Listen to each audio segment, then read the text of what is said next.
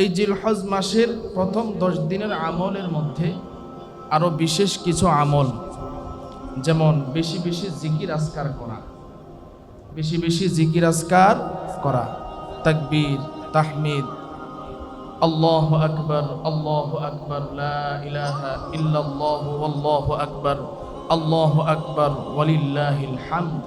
বেশি বেশি তাকবীর পড়া, বেশি বেশি আল্লাহ পাকের জিকির করা।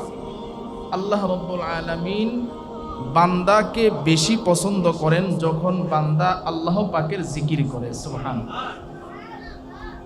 জিকির করলে তো কলব তাজা হয়, জিকির করলে কলব তাজা হয়।